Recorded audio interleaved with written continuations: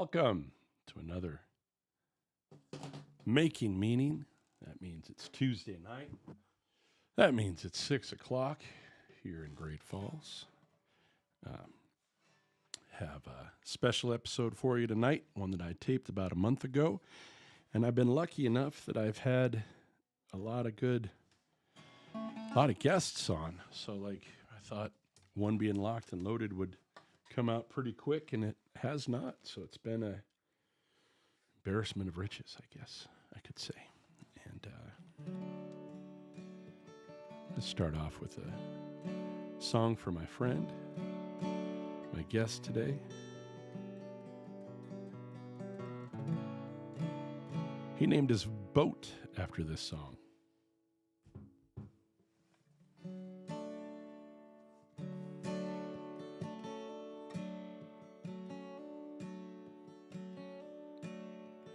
Yo-ho-ho in a bottle of rum, hoist the mainsail, here I come.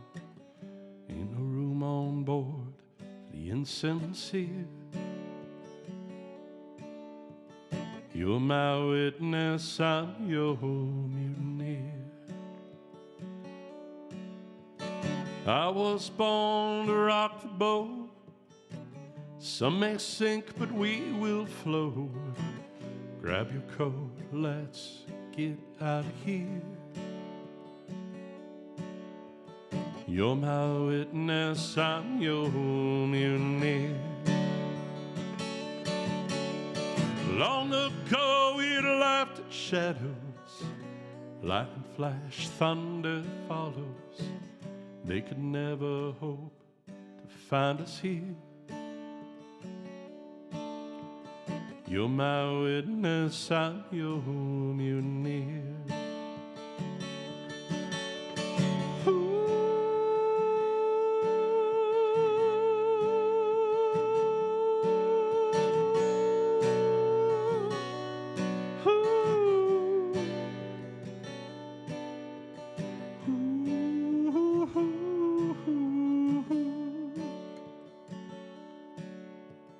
I was born to rock the boat.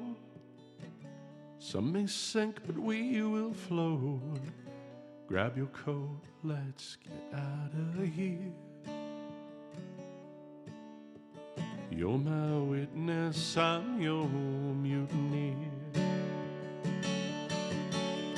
Long ago we laughed at shadows, lightning flash, thunder follows. They could never hope to find us here. You're my witness, I'm your mutineer. You're my witness, I'm your mutineer. You're my witness, I'm your mutineer.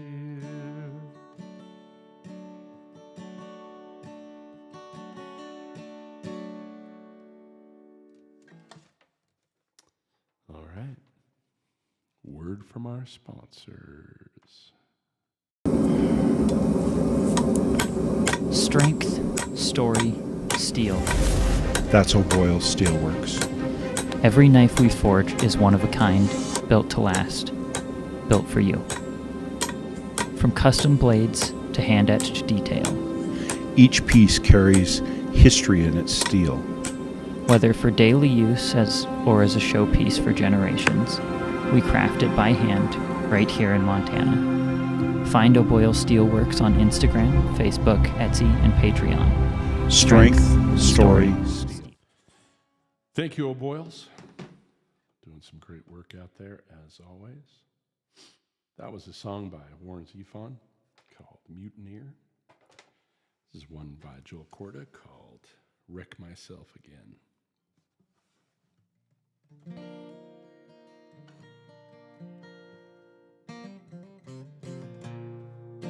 It's not the moon that gets me,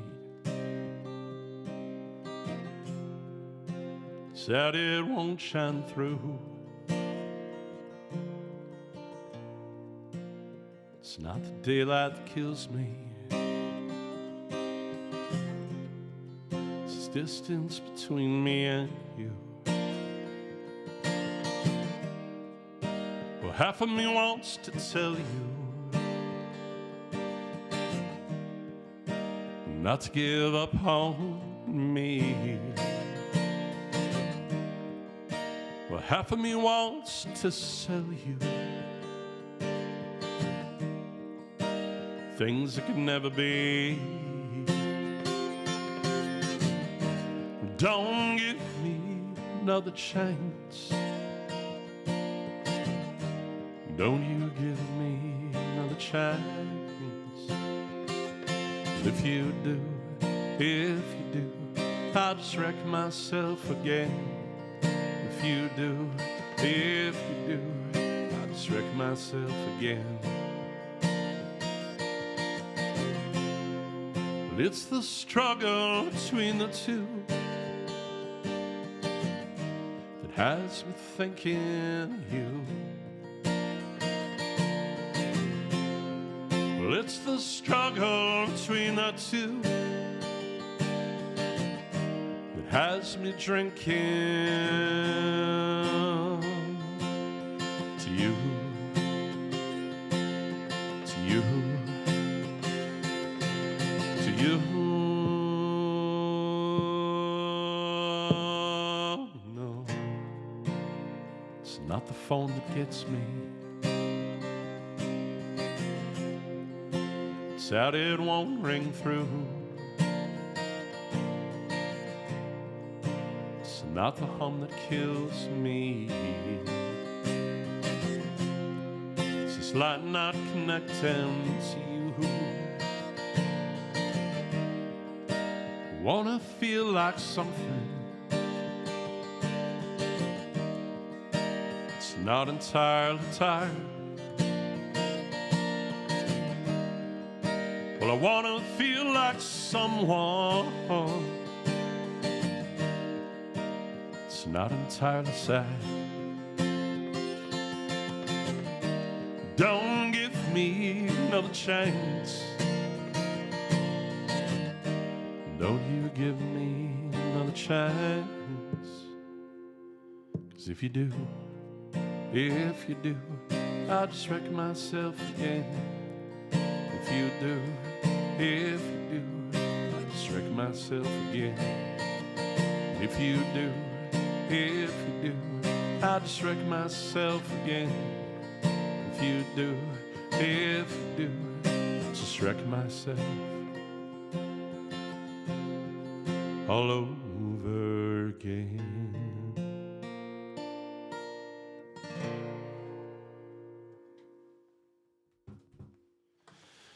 Thank you, everybody. Thanks for watching.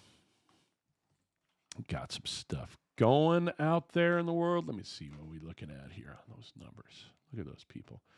Thank you all for joining. If you have anything you want to say or ask or any of those things. All right, here we go. Let's see. Sitting on the tailgate, staring off into northern Montana country, enjoying a naner, sipping the last of the coffee, sunshine on my back, listening to some beautiful words from my friends. Thank you. Thank you, Casey. Appreciate that. Oh, there's no way people could even see that. That's, how do we make those things? You know what? Here's what's fun. Let me show you some stuff since you're here. I have been taking a class to make this show better. And take a look at this. Like, I learned how to put the edge on this and make these colors different. And I could probably move them. So I'm slowly but surely getting better at the good stuff. But yeah, there's a lot of cool stuff going on. I think I've gotten myself out of the usual post-school funk. My neighbor was making fun of me because I was saying that I finally felt like I had my act together. And she said, "It's been a month." She's not wrong. It's been a month. But yeah, I do this thing where I feel like I can just hit the ground running. Don't need to rest at all from the world out there. And I do need to rest from the world and recover from teaching because it's a job. Go figure. But I always think, oh, I'm going to get up and I'm going to do this, and then I'm going to do that, I'm going to do that, and then I'm going to do this. And if they start kind of not working the way that they should, here's the other thing. It's summer and it's fun to be out late. I don't know if you guys have noticed that. It's really nice to be up late and it's kind of hard to sleep. So getting up at 4 was just hurting my feelings. Found a nice time that will do it. I just figured out how to do some things differently ultimately. And that has led to me feeling better. Again, go figure. Here's a word from another sponsor, Red Eye.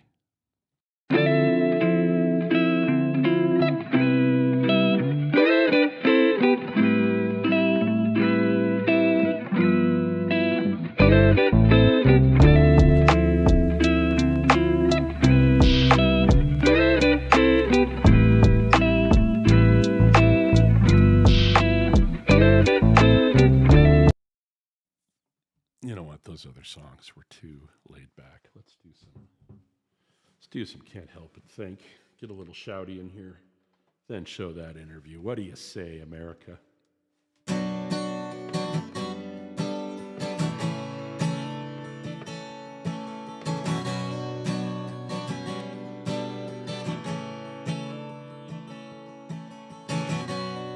Thought it was gone.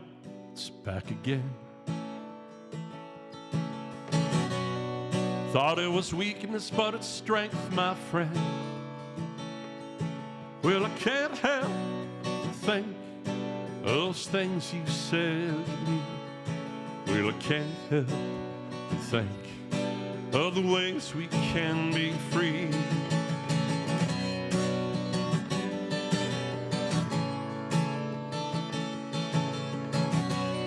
Was hoping the road would stem the car. Was hoping the journey would be bound for all. Well, I can't help but think of the way you smiled at me. Well, I can't help but think of the ways we can be free. Oh,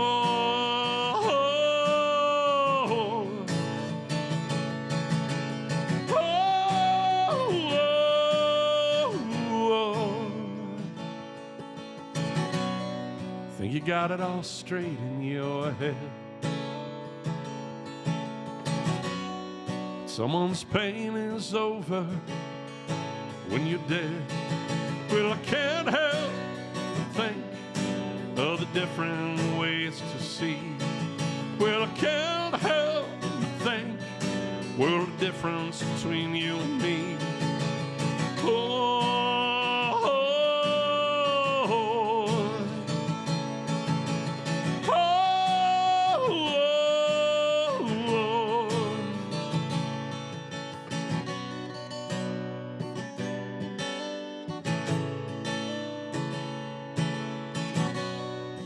build a home, walls and all. Build a life, watch it fall. Well, I can't help but think of that joke about making a plan.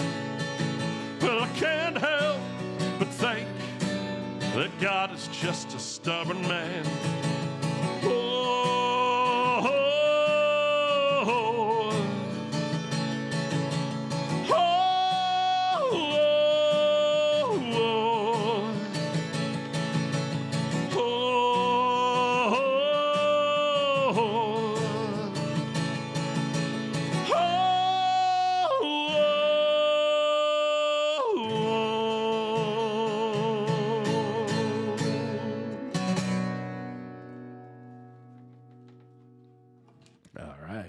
Let's get into the interview. This is my buddy, Seth Vore. Enjoy.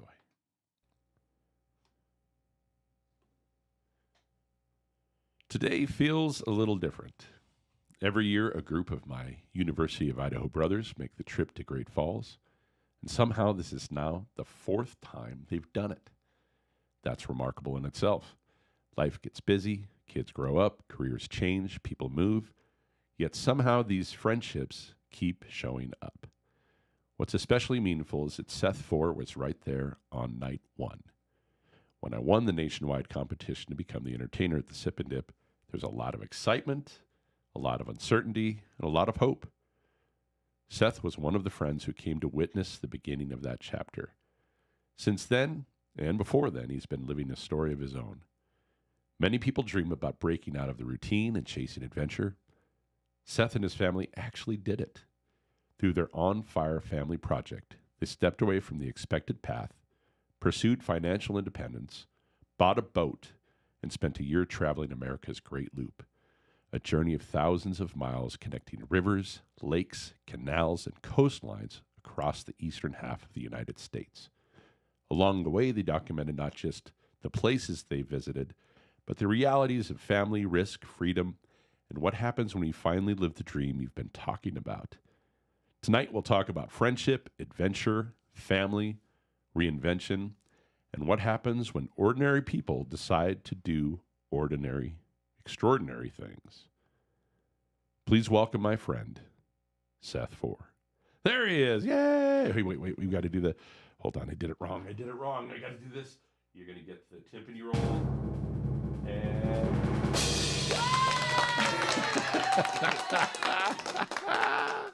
Good to see you, buddy. Hey, thanks, Joel, and heck of an intro. I mean, you know. When you string it all together like that. We had to do it. So I'm showing a picture right now of the first night. I found it. It's not the greatest picture of us, but there's a little more to that story in that I didn't know you rascals were coming at all. We didn't know until the night before when you had won that contest, and it was one of those things. We just threw it together. We started picking up the phone and calling the friends and getting the band back together, and yeah, a lot of moving parts, but it was exciting to be able to share that with you. It was something. Yeah, I had spent 3.5 months getting votes and putting videos together and begging people, and and then there was a celebrity judging and all of the things. It was a big deal, and it was pretty taxing.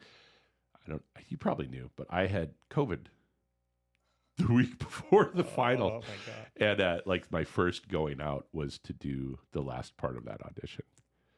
And it was Aaron Tippin, and and I'm just, and I'm glad it worked out the way it worked out, obviously, but things can always go sideways. Yeah. Yeah. Okay, so let's go way back. Tell them how we first met. University of Idaho. That's the way. My roommate at the University of Idaho is a dear Great Falls friend of yours, and so he plugged me into you. And men's night, we get together every Thursday night, and it's just been downhill from there. Right. We'd put people on trial, and we would ban pizza sandwiches. Yep. And Dusty, he's talking about Dusty Peterson, who plays on, I think he's been on every one of my albums so far. All right. I don't know if you see all of these questions. Oh, boy. We're going to work our way through every single one. So, okay. The other part I didn't introduce, and I've always been curious. I think you were going to do this anyway, but you had a stage 4 cancer diagnosis. Yeah. It's kind of the start of this. 12 years story. now. So you're saying that is what it was. Yeah. Because you were very happily being a chemical engineer. Yep. Living your life, being a family man, plugged in the community, doing all the things. This diagnosis happens, and it was touch and go. Yeah. There was nothing guaranteed. Yeah. I'm not trying to get you to be an Oprah moment, but tell me what that was. Yeah, so stage 4 lymphoma, and with young kids, I think the kids were 4 and 6, and not knowing what that future would hold.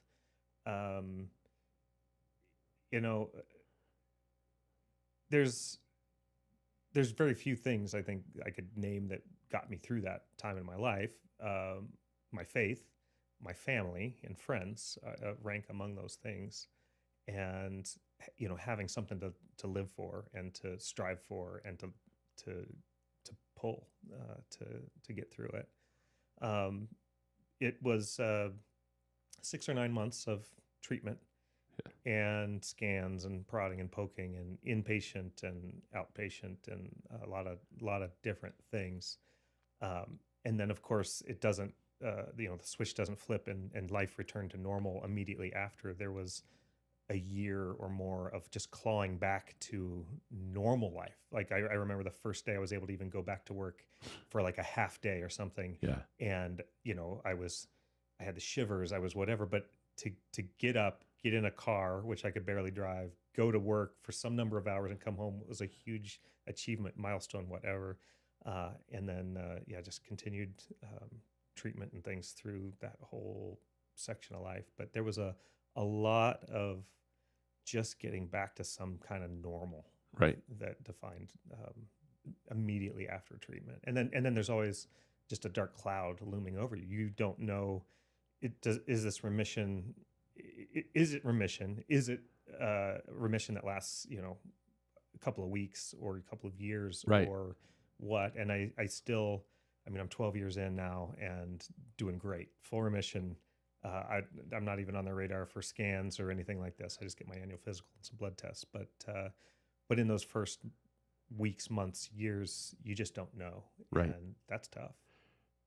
I think you got that lesson way earlier than anybody really does, at least among our friend group, right? Yeah. That dark cloud is, this ends. Yeah. Right? So you better live how you want to live. Yeah. The Great Loop, was that on your mind at all before? No, it was not on my radar. Chemical engineering is, the schooling for it is hard. That's aggressive. Yeah. You lived some of that with me. But then, a career in the semiconductor field in chemical engineering is not an easy job. It's not for the weak. It comes with a lot of stress. It comes with a lot of hours. Yeah. And as a young family man, I was trying to do work-life balance kind of things. And it's a lucrative endeavor if you can pull it off, right? It pays well. Yeah. And we've always been frugal. And so we saved a fair portion of that, but with no particular end in mind other than I know I can't handle this stress forever. Right. I can't go until 72. Till the wheels fall off. And then, Right. This is for a time and I need to downgrade that stress level. But we didn't have an idea of what that would look like. I just knew there was an expiration for how long I could work that hard and Right. how many hours I wanted to put in. So we were just socking money away, but it wasn't until the cancer diagnosis and then clawing back, and then I'm sitting at a cubicle, scratching my head about, okay, I don't think I survived cancer to be showing up at a cubicle. So what did I survive cancer to do, and Right. how do I want to spend this time? And we've got some money saved. We need some more money saved, so it wasn't an immediate thing. But there And was a finish line. there was a finish line. Yeah. And then it was, what do we want to do with that time? What do we want to do with early retirement, and how do we want to spend that? And we came across this trip called the Great Loop and started researching it, and that became the thing. Right. And But before that, you were giving boat tours. I was giving boat tours. I was always a boat guy. Yeah. Right. So you even lived on a houseboat. You were Sonny Crockett for a while without the alligator. Yeah. You lived on a houseboat. When did you get your first boat? I actually bought it with our friend Aaron Pratt. We went in together. We were roommates, and he's always been my enabler in buying old boats and fixing them up and doing things. They need to know that there's 3 other dudes upstairs right now of the Idaho gang. Yeah. And I've threatened to put them on the air at various times, but it's also how I'm going to get them back here. So Aaron Pratt is upstairs, and he did help you with another recent purchase. Yeah. You don't live in the same state. No. But he will still Yeah. show up and help you move stuff across the border. Yeah. Sorry, I interrupted. But how far into Portland life was the first boat? Probably about a year in. So I'm living with Aaron Pratt. I have this rental house, and he's like, "We need a boat," and I'm like, "Well, okay, sure, great." And so Apparently he wasn't wrong. We picked up the sailboat. I think there was 3 or 4 of us that went in on it. Like it was, a couple $100 a piece, and we had no business sailing or fixing a boat or anything like that. Had no idea what we were doing. got in way over our heads. And then it ended up, he moved to Longview, Washington. He had a basement. So we flipped this thing upside down in his basement. We were going to fix it up. We were going to have like a weekly, we wanted to continue men's night. We wanted to Sure. get together once a week, drink beer, Yeah. and fix up this old boat. You were also making beer at this time too, right? Yes. Yeah. Okay. Keep Yeah. going. So And so we ended up drinking more beer than fixing up the boat. But we got the boat in the water and whatnot. And then after I got married, a year or two later, she started buying my friends out of this boat. So I ended up owning it entirely myself. And then she bought them out. in a crazy turn of events, then Aaron Pratt bought the boat back from me when I had too many boats. So Okay, so hold on. Was she buying people out because she wanted you to have the boat, or was she buying them out because she didn't want you to hang out with those friends anymore? Well, I think it was a combo. I think it was. I think they fell each on different hard times, and she's like, "Well, would a couple $100 be good for you?" And they're like, "Oh yeah, I could really use the money." Okay, well, I'll buy you out of the boat, and then That's settle pretty on it great. That's completely. pretty So, great that she's yeah. been on board the whole time. She really has. I'm very blessed. I have an amazing wife. I forgot to tell you, I saw Josh Ritter a month ago. Oh, nice. Yeah, solo, like him, and then he was playing with a piano player sometimes. Yeah. But they went to school together. Yeah. Do they still communicate at all? Not so much. He's gotten big and famous, and Yeah. we did go like to some sound checks and stuff before some of his earlier shows and things. That's And, awesome. Yeah. Yeah. It's No, cool it to have was that Moscow connection, and it was a great show. yeah. And no, she was also a chemical engineer. Yeah. For a lot of years, she's teaching now. Yep. At home, or does she? She started her teaching career by teaching homeschool There and it then is. teaching at a homeschool co-op. Right. And now she teaches at a private Christian school. Nice. And it's science, I'm assuming. She's working her way into science. She'll teach chemistry this year, but she has been scrappy in the things that she will accept and teach to get to where she is teaching something she wants to I do. think there's a theme there that you have done, which is like, maybe I don't know how to do it right now, but I'm learning just by doing it. Yeah. And the whole, you were telling me that she tricks you into teaching people how to do things earlier off the Yeah. line. So being online, you were this whole trip that we're going to talk about, you were documenting the boat tours, and then you started documenting the Great Loop trip, which you ended up on, which we'll get to in a minute. But do you think that was always her idea, or do you think it's just how she knew that you learned? That if you could master it well enough to teach the next person, you had it? I don't know. My wife is very intuitive, very crafty. A little but I don't know that Machiavellian. there's like a master plan that's at work behind the scenes. she's puppet not, mastering no. really, really hard. That's just good partnership to start. Yeah. And I imagine she knows you well enough that she is maybe pushing a couple buttons that she knows is going to be good for you. Yeah. And that you will be happy about later. Yeah. If you're like me, we get a little grumpy first. Yeah. Yeah. Pretty exciting stuff. She sees grumpy in me and has a prescription. And, early it was, you need to go on a boat ride. Yeah. And that does do the trick. It melts stress away. It is my happy place, is being on the water. And she was pivotal in forming my business, Portland Boat Tours. Like, I was pulling out of the driveway one morning, grumpy to go to my engineering job, and thinking, if I could do anything right now, if I could be pulling out of the driveway and go do anything, what would I do? I'd want to just go be on my boat. And so I was scratching my head about, how do I do that?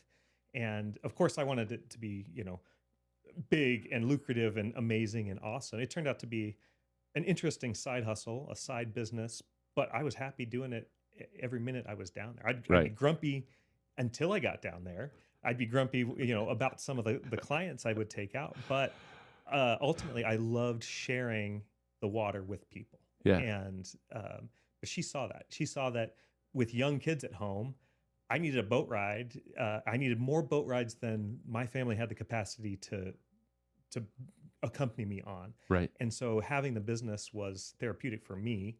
And although not particularly financially lucrative, it broke even, and it provided a service to people and a service to me. And it's been a platform that I've built on then Yeah. to do some of the other things we're going to talk about. Yeah. Well, the other thing is like they talk about the usual joke about boats. If you broke even, you won. Yeah, it's true. But what is that? You buy a boat, I can't remember the joke. Happiest day is the day you buy and the day you sell it is one of the common ones. Yeah, a lot of money in there too. Yeah. Gosh, that's such a great thing that we have, and we share that. We have these partners that know us so well and know when to step in and push. Probably made you a better dad. Yeah. Quite frankly, even if you're not there as much, the time that you're going to be there and you're engaged and happy, and I think it's incredibly important that our kids see us go after the things we want. Yeah. And I think it's, for me in the classroom, that's one of the things I'm always talking about, which is if you have a chance, if you find something that you love doing, even if it doesn't make any sense, there's no guarantees. Chase that thing. Yeah. Yeah, 100%. With all you got. Unless it hurts other people, then, what's the harm? Yeah. That's beautiful. Okay, so you're recovering. You're finally back. You're struggling, but you're like, what am I doing? Yeah. I know that's a spiritual thing. I know that us hanging out once a year is actually fairly spiritual, which we don't talk about a lot, and I don't know that we need to. But I know that we wouldn't be doing this if you hadn't had a cancer scare. I know that you wouldn't have gone on the Great Loop. So there's a lot of appreciation that I have for you in general. Yeah. But you are the impetus to a lot of things. Tell me when it was hatched. When did you first get the idea of? I don't know how. There's a number of magazine articles around the vintage of me learning about the Great Loop, and I think one came in one of my antique boat magazines. I read this article. I had to pull up a map because I didn't think this trip was possible. Like a loop on the East Coast. Like, how do you do that? Like, how could you possibly connect? That doesn't seem like that would be possible. And so I remember pulling out a map, looking at it, learning about this, really quickly. And as, excitable as I am, I'm going to take it to my wife, not in a PowerPoint slide deck of sales pitch of what I would like to do, but, hey, I found out about this trip. We've been wondering what we should do. We want to retire early. We want to do where to put this energy. Something. Yeah. And I think this is it. And she looks at it for like 30 seconds, like looks at a map of it and what it is, and she just says, yeah, we're going to do that. And that's the kind of wife I have. That's the kind of support I have. She had already been homeschooling our kids, so it's an amazing educational opportunity for them to see parts of the world that we've never explored as a family. Yeah. It's a great opportunity. We're a nautical family. We're a boating family. Like that is in our wheelhouse. She had a couple of rules, but they were not oppressive rules. She's like, yeah, that's something we're going to do. Immediately on board. And a lot of people that do this trip have a hard time convincing a spouse to do it. There's whole classes you can take on convincing your spouse to do this trip and why, easing them into the idea. Yes. And, manipulating your partner is a super fun thing in that way. There's a whole class. Don't tell him you took it. Right. I don't know about that. So on board, you end up 4 of you and a dog on board. And I'm not going to spoil any of it because people can follow it. I know you have like 6,000 followers on YouTube. Probably, yeah. And you haven't done a new video in a couple of years. Since the trip, yeah. Yeah. So onfirefamily.com, you can find all the links to all the things, but it is On Fire Family is where you can find this some really inspirational YouTube videos like the day you quit, all of the things that you had going on. Tell me about trying to document as you're doing it. Daunting. So daunting, a lot of work. Yeah. I bit off more than I probably should have in doing that. We started making videos during COVID when we were boat shopping. We were at home. It was, a thing. We were going to go scrolling through the Craigslist of boats for these yachts anyway. And so we thought, well, let's turn on a camera and film this. Maybe it's just practice for making videos later on or whatever. And it turns out we almost immediately had a following of people that were kind of in the same situation. They were interested in the things we had to say about the models of boats that we were looking at. Right. And so there were people that started following us during that vintage 2 years before we set foot on the trip, following our journey for how are we going to buy a boat? What kind of boat? How's it going to fit the family? All the things. I imagine it's very instructional. Yeah. And there's still people that find those videos. They're considering buying a boat. They want to know about that particular thing. They Google that. It gets to a video. They watch that video like, oh, those guys have some really good points. Maybe I won't buy that boat, or maybe I will buy that boat. Right. And then I wonder what the rest of the story was. Then they find us, and then they'll watch a year's worth of content that I put out, just based on whatever they stumbled across and encountered us. But that's how it started. It was boat shopping, and then creating videos while doing the it. thing Right. was hard. There was another family had a similar dream. Yeah. And they got a couple of videos in and just were like, we can't do both things. We can't survive this. And so they got the content. They recorded during their year on Sure. the boat, and are now putting it out years later Right. at a reasonable pace, because the editing is no joke. It is an arduous task. Well, and part of what we had talked about before, because you and I last year before, I think this show had only done 2 episodes. And this, I'm not sure what episode this will be because we're putting it in the can, and I've told you I have some scheduled, but I think you could probably go back and show clips and do a show like this and have it interactive. Do you do coaching for people that are looking to do what you do? Because you're also part of tell me your job now. So all of this stuff Yeah. kind of leapfrogged into another opportunity that came along, which is doing social media for the Antique and Classic Boat Society. I'm passionate about old boats, and they are trying to reach a younger and younger audience. That audience is online, but they have no skill set in putting things on Instagram, YouTube, or Facebook. And so I'm like in the Venn diagram of people that love old boats and that are capable at doing online stuff. There's me in that overlap, and that's all there is. And so I was like, well, I'm not looking for another gig, but I think I could actually make a difference here and do it. And so I stepped into that role now too. So I do that about half time, and they give me a long leash to create whatever it is I think is compelling content. And I started off with still images of boat shows and boats and things, and trying to tell some of that story. Video sells much better. It's boats underway, boats firing up, things like that. Yeah. Interviews of people where I'm like, hey, tell me about your boat. But then I would get comments like, enough of your dumb heads standing in front of the boat. I want to see the boat. So take this feedback. And we've developed how we do these things now over a number of years that I've been doing it to create something I think is a higher value product, something that people want to watch and want to tune in and actually consume. And that's been crazy ride because I didn't set out to do any of that. Well, and people will tell you what they want. Yeah. Right. So they wanted you.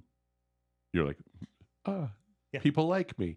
Right. Yeah. Like you hit that vein of a lot of people sitting at home wondering what they're going to do with their lives. The existential crisis of we could all go at any moment, which was the fun part of COVID. You'd already dealt with it. Yeah. You're like, this ain't no thing. I'm just gonna I'm gonna just keep going on doing what's next. I always, and again, like going back to that, if you follow the thing that you love to do, it becomes what you're meant to do. Yeah. And those opportunities, I think, open up. I think I don't want to make it sound like there's privilege there, because there's a lot of luck, obviously, too. Yeah. This story could have ended when you could have ended on a hospital bed. Yeah. Right? Yeah. It could have ended like a dream that never even hatched. Yeah. So our responsibility, I feel, part of the whole making meaning thing, is to search out meaning and to chase it. Yeah. I got really tired. The other thing that happened to kind of drive this is I got really tired of seeing people work, missing kind of their kids' influential years because they were working so hard, right? And then getting to a nice retirement age with deep pockets and saying, okay, now I'm done, without well, what's next? My kids are now gone. Yes. I don't have a what's next. And in lieu of that, and then sometimes some health problems at that point. And then, people lost too early with too much money that, I just chose a different path. Yes. It was inspired a lot by my health journey, but I think that path is available to people. if you just wake up and look around and figure that out. Yeah. But spend time with your family while they're still under your roof. Do adventures, do important, significant, awesome things. And I mean, don't be irresponsible financially, but I think people There's a can balance, do things though, much right? earlier than waiting all the way until you get the gold watch and the retirement and Right. then what? I'd encourage people to pursue that stuff earlier than traditionally we do. I like that. I also know, you developed a skill set, multiple. So you could probably be hired on as a beer maker somewhere if you really wanted to. You could be hired on as a boat guy. And God forbid, you could go work as a chemical engineer again. Yeah. If you really wanted to. Yeah. If you needed to make the fast cash or become an advisor and like, I'm going to work the schedule I want.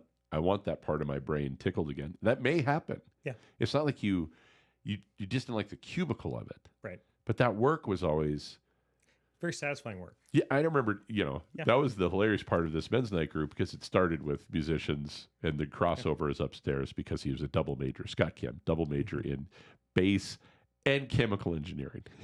Who does that? Holy crap. But that brought the worlds together. Yeah. And you guys would make the best jungle juice ever.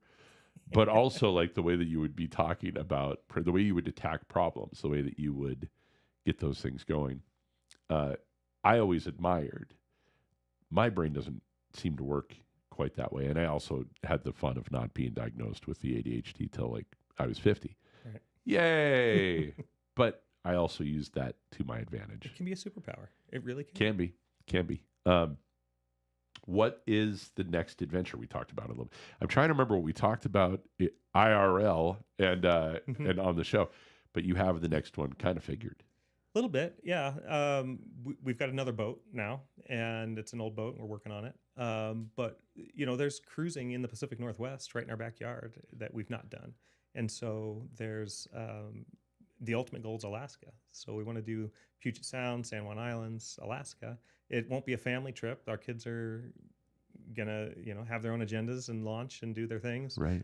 But Jennifer and I hop in this old boat and go enjoy some cruising right around here, and then ultimately we want to do the loop again. We are addicted to that trip. It was such a profound impact on us. But doing it as a family and doing it as a retired couple, two totally different things. I bet you see it differently. Your schedule is different. We went to a ton of museums because we were educating the kids on the trip. Yeah. So when a lot of retirees they were enjoying cocktails on the back deck, watching the sun go down, we were go. Yeah. And so we were homeschooling like actual stuff on the boat too.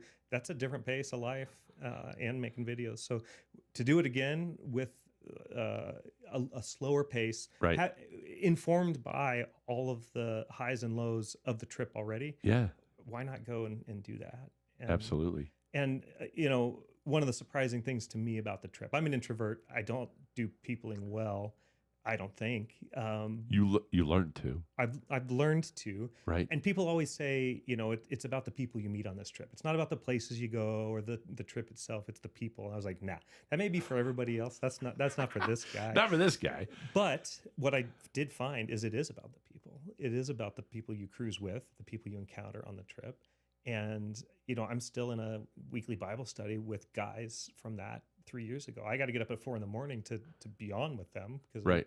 I'm on the East Coast. Because they were already in the East Coast. They didn't have to fly and buy a boat and then get on the, But it just tells you how compelling a group of people this is. Yes. That I still want to engage and have those bonds and friendships. And right. They're just good quality humans. And whenever you encounter that in life, I think, soak it up. You've been really good at that, which is interesting since you're calling yourself an introvert. And what's funny is I think I'm a lot more introverted than people think I am. Like I understand now about myself that the things that I wanted to do, I had to display extrovert. But there's a lot of time in the bat cave, in the Joel hole, where we're lights low, we're quiet, we're just recharging the batteries. And it doesn't mean there aren't people that fill me. Yeah. But that most of them live here, right? In the in this house, if they understand what that takes. What is it do you find that you've been able to build these different groups? Because there's 5 of us hanging out right now from 30 years ago. Yeah. Yeah. And there was a long stretch in there where we didn't get Right. together and we didn't Right. chat and we didn't keep up with. Always cheering for each other. Yeah. Like most people Always do. in the Like wings. the proximity thing is a real thing when you're talking about friendships. Yeah. Yeah. I don't know what it is. I mean, I see a need for this community. I see a need for these connections. And even though it's outside my comfort zone and I have to work at it, it's rewarding. I mean, calling all these guys and trying to get them to come to Montana is herding cats for sure. And but it all melts away when you show up at the Sip and Dip and Joel Corda's up there and there's mermaids swimming and here we are. And so we're going to come back over and over. And if it takes calling all these guys and every time and changing the date a month before. And Yeah. I was telling Seth, it's like being part of a band. This guy right here, this wasp, Nadine would be. Oh my gosh. That happened on air, honey. She'll enjoy that. One more down. One more down, hun. I do. Like, here are the kind of people we're talking. I'm going to show this off real quick. This guy's upstairs. This is Pete. And his wife put this together. Thank you, Tanda. But they took this sticker of me there, and then they took it on their African trip, and they put it in all these pictures. There they are. There's animals involved in here. Yeah. And they were sending me these pictures too. I want to find. Yeah, here I am with giraffes. What a group of dudes. Yeah. Yeah. And there's a sweetness and after the first visit was like just a shock because I was also pretty shell shocked from the whole thing. Second time you guys came, there were 7 of us, 7 of you guys visiting here. Yeah. And there's a sense of, I don't know if I'm that entertaining. And also, like Nadine said, and I hope she doesn't mind me talking about it, but she said, what a group of lovely men that know how to be men. They can say that they love each other. They can say that they show up for each other. They can razz each other. They can do all these things, but they show up. Yeah. And that has been, I'm sure it comes from you. This show is probably a descendant of some of the stuff that you've done. A lot of the work that I do in music, I think, is from being around the kind of people that we got to be around. And maybe that's luck, but there's also the effort of investment. Yeah. It's creating space for this. Yeah. And you created that in your house in Moscow, Idaho, to host a men's night and I've asked you this before about curating friendships and compatibility of this friend group and that friend group. And I think there's just one big Joel Corda friend group. It is artists, it's chemical engineers. It's you open your doors and your life to allow this space. But this group of guys, this trip, this came out of friendships formed because you just were who you are and opened your doors every Thursday night and allowed us to come over and hang out and have that community. Thank you. It's sweet of you to say. We don't exist without you doing that. You guys took the ball and ran though too, because there were some pretty elaborate setups in your garage, if I remember correctly. It's true. I don't know how many couches. It's true. 5 couches? Yeah. How many beer refrigerators? Yeah. Beer, what were they That called? was economics. Kegerator. Kegerator. It was economics. Yeah. And that's again, hang out with smart guys. Yeah. Oh, I screwed up the end there, guys. Let me go back. Today feels was economics. Yeah. And that's again, hang out with smart guys. Yeah. Get the right stuff. Is there one men's night story you could tell? What do we got? Boy. That's legal. I mean, there were annual events. We were talking about Rage Until Dawn this week. It's, I mean, whether I think that's a good idea at this point in my life, I don't. We're not doing it again. No, but those kinds of things, right? Rage Until Midnight. Rage Until Midnight. Yeah. I told the story last night about a party. I don't know what time it was when everybody was lagging, but it was supposedly a Rage Until Dawn. And Dancing Queen came on, and Nadine did what seemed to be a choreographed dance. She spent herself, went home and went to bed, but she lit the match for the rest of the night. Yep. We made it. Mm-hmm. It's one of the funniest. That's that kind of thing. I remember getting all of men's night dates at one point, Mm-hmm. which might be a little trickier than you think. But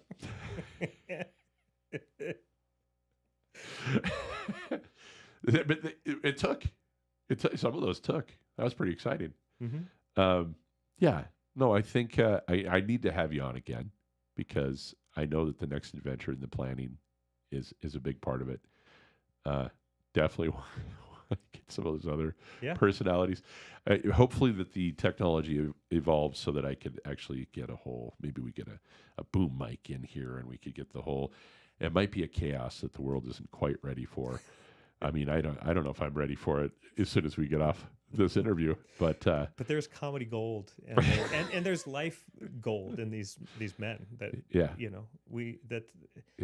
when we get together and share life updates, because this group doesn't get together other than around annually for this trip. Yeah. And you share updates and different things. Wisdom comes out, we talk about life hacks. We talk about goals and dreams and different things. Right. And sometimes people take action on it to great effect. And sometimes we're just a bunch of hooligans that give you a bad idea. There's both examples. Some guys get RVs and that's right. Yeah. Try to drive that to Boston. Shout out to Chris. This is good. And I appreciate you being here. I know that we probably need to rest up before tonight. Yeah. Because round 2, Electric Boogaloo, we'll get you in some speakeasies and we'll do the show. But Seth, thanks for coming. Oh, thanks for having me. I love you, buddy. Love you too. All right. See you next time. What a great dude. Yeah. No, sorry I cut in on the middle of that. I was trying to show off something that we were also working on. If I could just, let me do that right. Let me see if I can do it right. Nope, I'm doing it wrong, but I will try it one more time here. Let's see. Why? Oh, doesn't want to do it. All right, well, we won't do that. Wait, no, I lied. There it is. I'm working on. Why is it deciding to do this? Well, maybe it doesn't want to do it while I'm live, which is probably for the best. Anyway, a couple more. Oh, there we go. Tanda is watching. She just got to see their book, which is still sitting here. Judy, thank you. It is an interesting history. Tanda is the one that put this together for Pete. We're just talking about it. And even though I did this interview with Seth a month ago, this book remains because it makes me feel good and makes me feel loved by my friends. So probably going to do an interview with one of those guys every year when they come out, and we'll see what life is bringing them. Thank you all for watching, and come back next Tuesday at 6. Do the liking and subscribing and all that, and I hope to see you then. Have a great week.